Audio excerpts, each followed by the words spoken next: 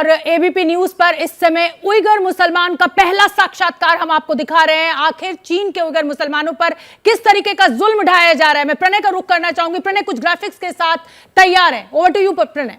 बिल्कुल शोभना, और यह समझना बहुत जरूरी हो जाता है कि आखिर चीन ऐसा कर क्यों रहा है, उइगर मुसलमानों के खिलाफ उसके इस अत्याचार के पीछे उसकी जड़ में दरअसल क्या चीज है। तो हम ग्राफिक के जरिए आपको बताने की कोशिश कर रहे हैं कि शिनजियांग प्रांत, जहां सबसे ज्यादा आबादी है, वो बेल्ट एंड रोड इनिशिएटिव का हिस्सा है। और शिनजियांग प्रांत में बगावत को रोकना चाहता है चीन। क्यों रोकना चाहता है? वो इसलिए रोकना चाहता है क्योंकि वहां पर न केवल वो आबादी को कब्जे में रखना चाहता है, बल्कि उसकी बड़ी वजह यह भी है कि चीन की सबसे बड़ी जो कोयला खदानें हैं वो इसी इलाके के अंदर मौजूद हैं। और चीन का जो ग्रोथ इंजन है उसके लिए ईंधन यहीं से आता है, क्योंकि केवल कोयला खदानें ही नहीं बल्कि नेचुरल गैस का भी सबसे बड़ा रिजर्व जो है वो इसी शिनजियांग प्रांत के इलाके में है। और यही वजह है कि वो उइगर मुसलमानों की तमाम आबादी को अपने नियंत्रण में रखना चाहता है और उस पूरे इलाके को कंसंट्रेशन कैंप में तब्दील कर चुका है। 1 करोड़ के करीब मुस्लिम जो है वहां पे कंसंट्रेशन कैंप में है। 2015 से ये कंसंट्रेशन कैंप चलाए जा रहे हैं और इन्हें वोकेशनल ट्रेनिंग कैंप का नाम देता है चीन। और यह दुनिया को दिखाने की कोशिश करता है कि वो यहां के लोगों को इन सैकड़ों कैंपों में इसलिए रख रहा है कि वो दरअसल इन्हें हुनर सिखाना चाहता है। चीनी पुलिस लगातार इन कंसंट्रेशन कैंप्स पर नजर रखती है और बाकायदा यहां फेशियल रिकॉग्निशन टेक्निक का इस्तेमाल किया जाता है। लंबी दाढ़ी रखने और हिजाब पहनने पर पूरी तरह से पाबंदी है, रोक है। साथ ही बच्चों के नामों तक पर चीन का नियंत्रण है, क्योंकि मोहम्मद नाम जोड़ने की उन्हें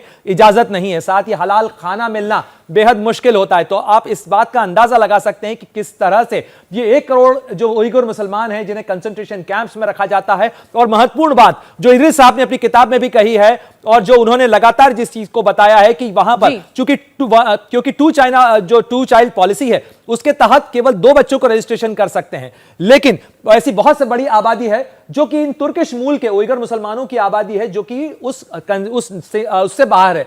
और इसीलिए इन तमाम लोगों की गिनती नहीं होती। लेकिन कंसंट्रेशन कैंप में पश्चिमी चीन में करीब 1.1 करोड़ मुस्लिम उइगर मुसलमान हैं। और उइगर मुसलमानों की जो खुद की खास भाषा है, क्योंकि ये तुर्किश मूल के लोग हैं, उज़्बेक भाषा से मिलती जुलती है। ये तुर्की और उज़्बेकिस्तान कजाकिस्तान के बॉर्डर का इलाका है।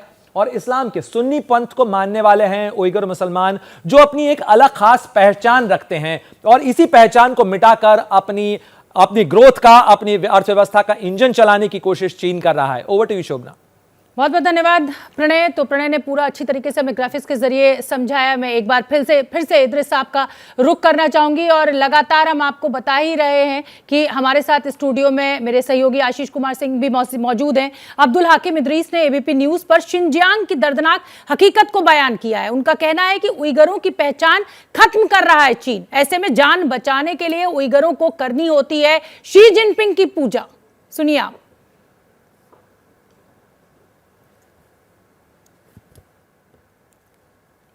Mass killing, disappearance, and then there are, you can see on the TVs around the world, there are killings happening, sadly.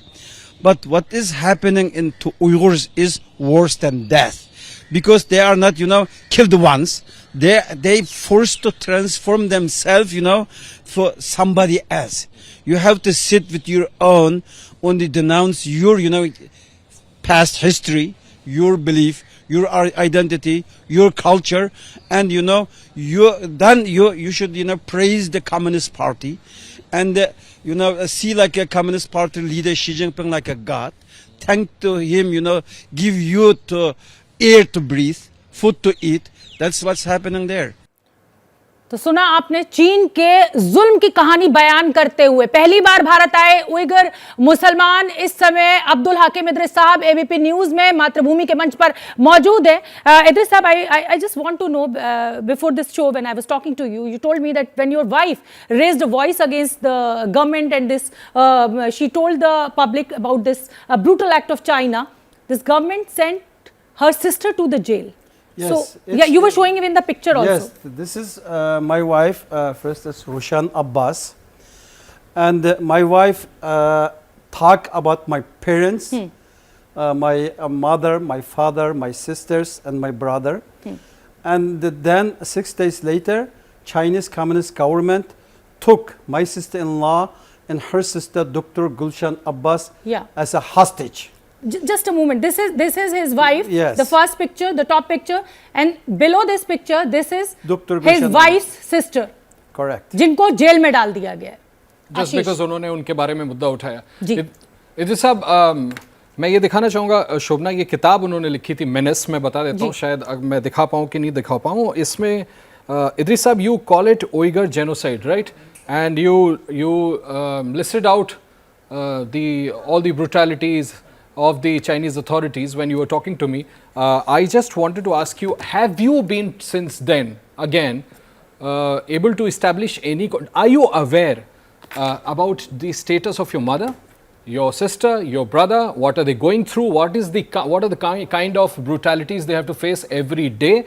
And is it just 3 million Uyghurs who are there in the concentration camps, or the figure could be far much more? First of all, the figure are much more than 3 million. All the Turkestan become like a prison, digital prison. You asked about my mom. Look, you know, almost 5 years right now, if I go every day to sleep, close my eye, I think about my mother, my father, my sister, and their kids, you know. Are my sister raped in concentration camp? Are they tortured in concentration camps? Or they are already dead and their body is burned in the crematorium? They are built in front of concentration camps?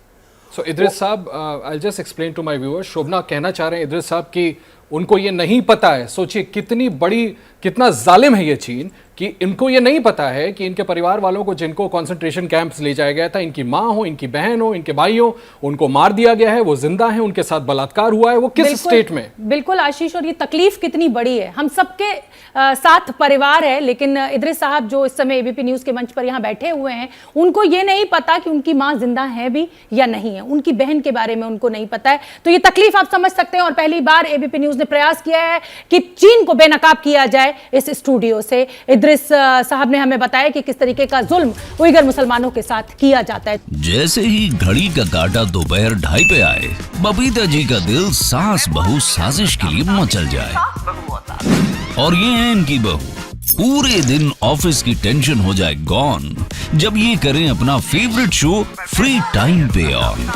इनकी तरह आप भी देखिए अपना favourite show अपने time पर और download कीजिए एबीपी लाइव ऐप अपने स्मार्ट टीवी पर।